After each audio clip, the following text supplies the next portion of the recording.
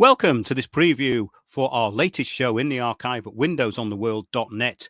It's called The Theatre of the Absurd. We take a look at the steering of the public, and it has become absurd and surreal. We are taking a little sidestep tonight to take a look into how the public are being steered, and it's a follow-on, as all our recent shows are, from our Protocols of Power series. And tonight we look into the mass mind control that's going on at the moment with certain events.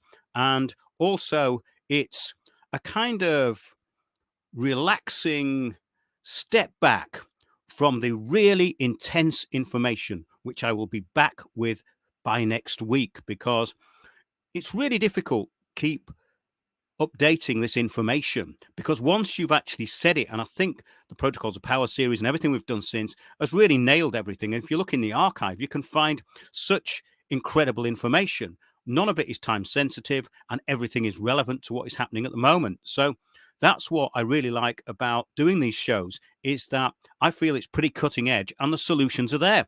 We have talked about solutions on these shows for the last 15 years. I have been confronting things that have been changing in the system since around 2005. And we used to have a website called landofthefree.co.uk. You can find it on the Wayback Machine, actually. And there was so much information that we put out, and we found out how things were changing, especially in the legal system. And of course, now we have communitarian law, yet there's still people out there in arrested development and going round in circles. And that's what we've really been trying to say on these shows recently. And the show that we did before last in the archive, The Solution, was really about that, as was the follow-on, The Sinking Ship of Fools. And tonight, in a way, is a follow-on from all that, because the theatre of the absurd is where we find ourselves. The theatre of the absurd was a movement of theatre, which was basically a steering mechanism to get people to become really responsive to the idea that they were material, dull creatures, and basically that life had no meaning.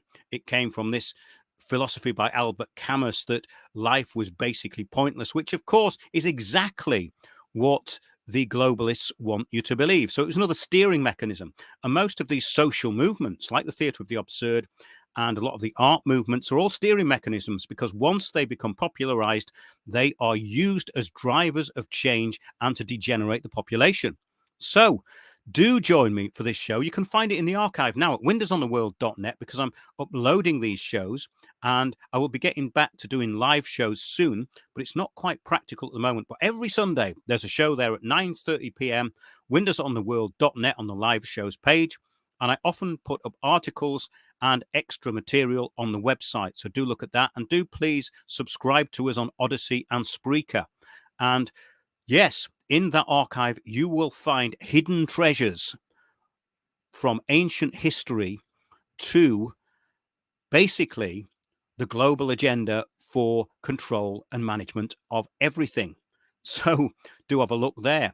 I will be back with Windows on the World probably before next Sunday, but do stay in touch through the website. I'll have a quick look at some of these comments before I go, because as usual, this is a very spontaneous little preview.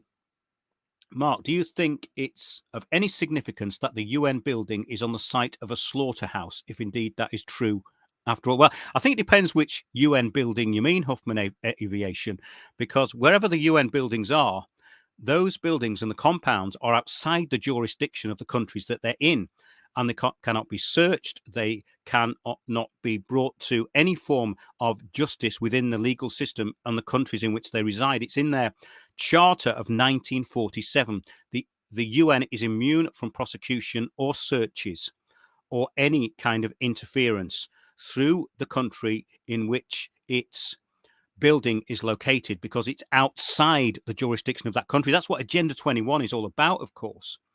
Imaginary and the urge to save humanity is almost always only a false face for the urge to rule it. Of course, there's the real and the stated goals, aren't there? Keep going, won't you? It's exhausting, but great. How do you think I feel, Will?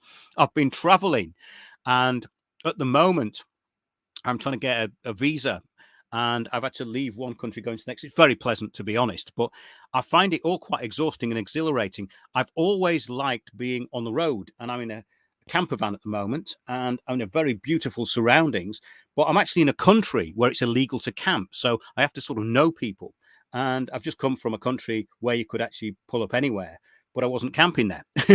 But yeah, exhilarating is a good word for these shows, I think, because the information is kind of exhilarating because there's an urgency to it. There's an urgency to this stuff that it is really important. And what if what is the only, I would say, frustrating point about it is that people still want to be led into absolute distraction by time wasters, and that is in all forms of media, and unfortunately especially the so-called alternative media. Now you have to really filter through to find anything of any use, and that's the whole point. The application of this information is what matters. It's what you do with it, and that's what this show tonight is really all about: the theater of the absurd.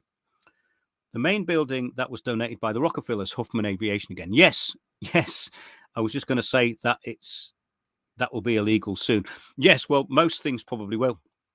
But that's the whole point of communitarian law. A lot of these people who are posting all this stuff about common law don't realize the system has actually changed from within. So this is something that's never talked about, and it's something that we've covered a lot. And if you go into the archive, you'll see interviews about communitarianism. There's a load of stuff in there. In that Sunday show archive, I've uploaded quite a lot of stuff, which is aside from the Sunday shows, because people do like to download it and listen to it. And that's the great thing about the people who listen to this show. They do act upon the information, and I get feedback as to how that's actually working. So yeah, please do stay in touch through the website. I don't want to repeat myself on here and keep going on, but I'm just looking at the comments. That was great. And yes, stay in touch, and there will be another show maybe before next Sunday, but certainly every Sunday, 9:30 p.m, windowsontheworld.net. There's always a show there, and I will be getting back to doing live shows very soon. So thanks a lot, everybody, and thanks for your support.